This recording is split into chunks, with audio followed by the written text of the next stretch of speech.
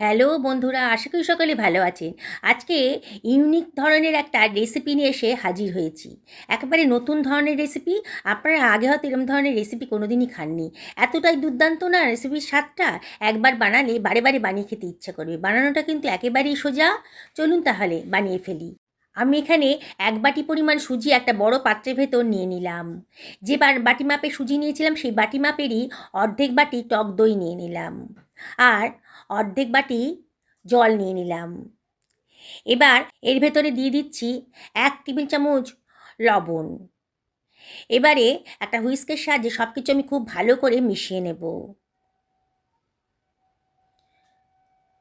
দেখুন, খুব ভালো করে মিশিয়ে নিলাম। ঢাকা দিয়ে 10 মিনিটের জন্য রেস্টে রেখে দিলাম। একটা ফ্রাই প্যান গরম করতে দিয়ে দিয়েছি। এবারে ওর ভেতরে দিয়ে দিলাম 1 টেবিল চামচ মতো সাদা তেল। তেলটা ভালো করে গরম করে নিলাম।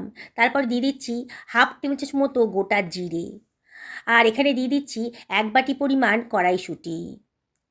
গ্যাসের ফ্লেমটা এই সময় লোতে রাখবো, নাহলে কড়াইশুঁটি কিন্তু খুব তেল ছিটকায়। হাফ টেবিল চামচ মতো লবণ দিয়ে দিলাম। দিয়ে কড়াইশুঁটিটাকে একটু নাড়াচাড়া করে নিচ্ছি। এবারে গ্যাসের ফ্লেমটা মিডিয়াম টু হাইতে করে দিয়েছি। কড়াইশুঁটির কাঁচা ভাবটা একটু চলে যাচ্ছে যখন, তখন দিয়ে দিচ্ছি 1/4 টেবিল চামচ মতো হলুদের গুঁড়ো, জাস্ট কালারের জন্য। হাফ টেবিল চামচ মতো লঙ্কার গুঁড়োও দিয়ে দিলাম। আর দিয়ে দিচ্ছি হাফ টেবিল চামচ মতো জিরের গুঁড়ো। দিয়ে সব কিছু আবারও খুব ভালো করে মিশিয়ে নিচ্ছি। দেখুন, কড়াইশুঁটিটা কিন্তু একটু নরম হয়ে গেছে, দেখেই মনে হচ্ছে। এবারে গ্যাসের ফ্লেমটা আবারও লোতে রেখে আমি একটা স্ম্যাশারের সাহায্যে কড়াইশুঁটিগুলোকে একটু স্ম্যাশ করে নেব। মিক্সারি গ্রাইন্ডারে দেবো না, তাহলে বেশি পেস্ট হয়ে যাবে। একটু দানা দানা রাখবো বলে এই ম্যাশারের সাহায্যে আমি স্ম্যাশ করে নিলাম। দেখুন, হয়ে গেছে, বোঝাই যাচ্ছে অনেকটাই স্ম্যাশ হয়ে গেছে। এবার এর ভেতরে আমি দিয়ে দিচ্ছি 1 টেবিল চামচ মতো বেসন, বাইন্ডিংসের কাজ করবে। আবারও সব কিছু ভালো করে মিশিয়ে নিচ্ছি। দেখুন, হয়ে গেছে। মিনিট খানেক নাড়াচাড়া করার পরেই বেসনের কাঁচা ভাবটা চলে যাবে। আমি এর ভেতরে দিয়ে দেবো 1 টেবিল চামচ মতো চাট মশলা, দারুণ সুন্দর একটা টেস্ট আসবে। খানিকটা ধনেপাতা কুচিও দিয়ে দিলাম। দিয়ে আবারও সব কিছু খুব ভালো করে মিশিয়ে নিচ্ছি। গ্যাসের ফ্লেমটা এই সময় লোতে রাখবো। হয়ে গেছে। এবার গ্যাসের ফ্লেমটা আমি অফ করে দেব। দিয়ে এই পুরটাকে আমি সরিয়ে রাখবো অন্য একটা পাত্রের ভেতরে। পুরটা বেশ ঠান্ডাও হয়ে গেছে। আমি এর ভেতরে দিয়ে দিচ্ছি বেশ খানিকটা কাঁচা লঙ্কা কুচি। লঙ্কাটা অবশ্যই নিজেদের পছন্দ মতো দেবেন। তাহলে দিলে, কাঁচা লঙ্কাটা দিলে পরে কিন্তু দারুণ সুন্দর একটা টেস্ট আসে। হাত দিয়ে সব কিছু ভালো করে মাখিয়ে নিচ্ছি। সরিয়ে রাখলাম। আমার ব্যাটারটাও কিন্তু মিনিট 10 হয়ে গেছে। সুজিটাও পুরো জলটা শুষে নিয়েছে। আবারও একটু জলের প্রয়োজন আছে বলে আমি আবারও হাফ বাটি পরিমাণ জল দিয়ে দেবো। প্রথমে পুরোটা দেবো না, অল্প অল্প করে দেব। দিয়ে হুইস্কের সাহায্যে আবারও সব কিছু খুব ভালো করে মাখিয়ে নিচ্ছি। দেখুন, অল্প অল্প জল দিয়ে আমি এটাকে আবারও একটা স্মুথ ব্যাটার বানিয়ে নিচ্ছি। যতটা জলের প্রয়োজন হবে ততটাই জলই দেবেন। বেশি জল হয়ে গেলে কিন্তু পাতলা হয়ে যাবে ব্যাটারটা, তখন খেতে অতটা ভালো লাগবে না। দেখুন, ঘনত্বটা দেখুন কীরকম রাখছি। আমি হাফ বাটি জল নিয়েছিলাম, পুরো জলটা কিন্তু আমার লাগেনি। অল্প অল্প জল দিয়ে একটা সুন্দর মতো ব্যাটার আমি বানিয়ে নিলাম। এবারে আমি এর ভেতরে দিয়ে দিচ্ছি খানিকটা ধনেপাতা কুচি। আর এর ভেতরে আমি দিয়ে দিচ্ছি 1 টেবিল চামচ মতন চিলি ফ্লেক্স। দেখতে ভালো লাগবে, খেতেও ভালো লাগবে। আবারও সব কিছু খুব ভালো করে হুইস্কের সাহায্যে মিশিয়ে নিচ্ছি।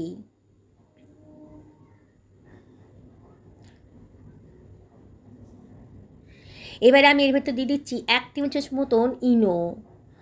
আর ইনোটাকে অ্যাক্টিভ করার জন্যে আমি এখানে হাফ টেবিল চামচ মতো জল দিয়ে দিলাম। দিয়ে আবারও হাতায় করে সব কিছু ভালো করে মাখিয়ে নিচ্ছি। দেখুন, ব্যাটারটা কতটা ফ্লাফি হয়ে গেছে। আপনাদের কাছে ইনো যদি না থাকে তাহলে খাবার সোডাও দিতে পারেন। দেখুন কত সুন্দরভাবে এটা মিশে গেছে। আর বেশিক্ষণ রাখা যাবে না, চটপট কিন্তু এবার রান্না করে ফেলতে হবে। আমি একটা আপ্পাম প্যান গরম করতে বসিয়ে দিয়েছি। আর এখানে একটা ব্রাশের সাহায্যে খানিকটা অয়েল ব্রাশ করে দিচ্ছি। দেখুন কীভাবে করছি। এবারে আমি হাতায় করে ব্যাটারটা নিয়ে আপার প্যানের মধ্যে দিয়ে দিচ্ছি, অল্প অল্প ব্যাটার দিয়ে দিচ্ছি। সাইড থেকে দেবো, মাঝের প্যানটাতে পরে দেবো, মানে মাঝের প্যানটাতে বেশি হিট পাবে, তাড়াতাড়ি রান্না হয়ে যাবে। দেখুন অল্প অল্প ব্যাটার নিয়ে আমি পুরো আপার প্যানের বাটিগুলোর ভেতরে দিয়ে দিচ্ছি। বানানোটা একেবারেই সোজা, যে একবার দেখবেন না সেই কিন্তু অনায়াসে এটা বানিয়ে ফেলতে পারবেন। মাঝের বাটিটাতে সবচেয়ে শেষে দিলাম। এবার চামচে করে আমি কড়াইশুঁটি স্টাফিংটা নিয়ে নিচ্ছি খানিকটা, নিয়ে দেখুন দিয়ে দিলাম, দিয়ে আবার চামচে করে খানিকটা ব্যাটার ওপর থেকে ঢেকে দিচ্ছি, স্টাফিংটার উপরে দিয়ে দিচ্ছি। দেখুন আমি কীভাবে করছি, একবার যে দেখবে না সেই কিন্তু অনায়াসে বানিয়ে ফেলতে পারবেন। দেখুন আপনাদের মনে হয় বুঝতে কোনো অসুবিধাই হলো না। চামচে করে খানিকটা স্টাফিং নিয়ে আমি ওই ব্যাটার ভরা পাত্রের ভেতর দিয়ে দিচ্ছি, তবে চামচে করে খানিকটা ব্যাটার তুলে স্টাফিংটাকে ঢেকে দিচ্ছি। দেখছেন তো বানানোটা কতটাই সোজা। খুব অল্প তেলেই কিন্তু দারুণ স্বাদের একটা রেসিপি আজকে তৈরি হয়ে যাবে। খুব সামান্যই তেল লাগবে। আপনাদের কাছে যদি পাপাম প্যান না থাকে তাহলে আপনারা যে কোনো ফ্রাই প্যানেও কিন্তু করতে পারবেন। তখন আর এতটা গোলাকার হবে না, একটু চ্যাপ্টা চ্যাপ্টা হবে, তবে খেতে কিন্তু একই রকম স্বাদ আসবে। দেখুন আমি কীভাবে সমস্ত বাটির ভেতরেই স্টাফিংটা দিয়ে কত অল্প সময়ের ভেতরেই দারুণ স্বাদের রেসিপিটা তৈরি করে ফেলছি। যেসব বন্ধুরা রেসিপিটা দেখছেন অথচ এখনও আমাকে সাবস্ক্রাইব করেননি, তাদেরকে আমি রিকোয়েস্ট করবো আমার চ্যানেলটা সাবস্ক্রাইব করার জন্যে। পাশে থাকা বেল আইকনটা অবশ্যই ক্লিক করে দেবেন, তাহলে আমার রান্নার নোটিফিকেশানটা আপনারা চটজলদি পেয়ে যাবেন। মিনিট সাথে আমি এটাকে ঢাকা দিয়ে মিডিয়াম টু লো ফ্লেমে রান্না করে নিয়েছি। দেখুন 7 মিনিট বাদে এখন ঢাকাটা তুলেছি, ওপরের পোর্শনটা কিন্তু একেবারে শুকিয়ে গেছে। আমি এখানে সামান্য একটু অয়েল ওপর থেকে দিয়ে দিচ্ছি। দেখুন আমি কীভাবে করছি, খুব সামান্য তেল দিতে হবে, তাহলেই কিন্তু রেসিপিটা সুন্দরভাবে রেডি হয়ে যাবে। আমি প্রতিটা বাটির মধ্যেই আমি অল্প অল্প করে তেল নিয়ে ওপর থেকে ছিটিয়ে দিচ্ছি। যেসব বন্ধুরা ফেসবুক থেকে রেসিপিটা দেখছেন তাদেরকে আমি রিকোয়েস্ট করব আমার পেজটা ফলো করার জন্যে। দেখুন সমস্ত বাটিগুলোর মধ্যে আমি অল্প অল্প তেল দিয়ে দিলাম, তারপরে একটা চামচের সাহায্যে একটু চাপ দিতেই কিন্তু নিচের পোর্শনটা থেকে উঠে এসছে। দেখুন নিচে সুন্দর একটা কালার এসে গেছে। এবার উল্টে দিচ্ছি। প্রতিটা ব্রেকফাস্টকে আমি এইভাবে উল্টে দেব। দেখছেন তো কত সুন্দর দেখতে লাগছে। দিয়ে ওপরের পোর্শনটা নিচে পাঠিয়ে দিচ্ছি, আর ওপরের পোর্শনটা একটু ভাজা ভাজা মতো হয়ে যাবে, আর নিচের পোর্শনটা তো রেডি হয়ে গেছে। দেখছেন তো কত তাড়াতাড়ি হয়ে গেল। এইভাবে করবেন, তাহলে খুব তাড়াতাড়ি আপনারা অসম্ভব টেস্টি রেসিপিটা বানিয়ে ফেলতে পারবেন। রোজ রোজ একঘেয়ে জলখাবার খেতে ইচ্ছা করে না। বাচ্চারাও চায়, বাচ্চারা কেন বড়রাও চায় যে নিত্য নতুন জলখাবার খেতে। তাহলে এইভাবে বানিয়ে দিন, অল্প সময়ের ভেতরেই কিন্তু দারুণ স্বাদের এই ব্রেকফাস্ট রেসিপিটা আপনি তৈরি করে ফেলতে পারবেন। টিফিন বক্সে দিলে না বাচ্চারা কিন্তু চেটে পুটে খেয়ে আসবে, এতটুকুই নষ্ট হবে না। হাজব্যান্ডের লাঞ্চ বক্সেও দিতে পারেন। অতিথি আসছে, কি করবেন ভেবে পাচ্ছেন না, চটপট এই রেসিপিটা বানিয়ে দিন, দেখবেন অতিথিটা দারুণ মজা করে খেয়ে নেবে। দেখুন আবারও মিনিট খানেক রান্না করার পর এগুলো রেডি হয়ে গেছে। আমি এবার চামচে করে এগুলো তুলে ফেলছি। দেখছেন তো বন্ধুরা কতটা সুন্দর হয়েছে, কি বানাতে ইচ্ছে করছে তো? তাহলে অবশ্যই একদিন বাড়িতে বানিয়ে ফেলুন। সমস্তগুলো রেডি হয়ে গেছে, আমি অন্য একটা পাত্রের ভেতরে এগুলোকে সরিয়ে রাখছি। বাকি যে ব্যাটারটা আছে সেই ব্যাটার দিয়ে আমি বাকি ব্রেকফাস্টটাও তৈরি করে ফেলবো।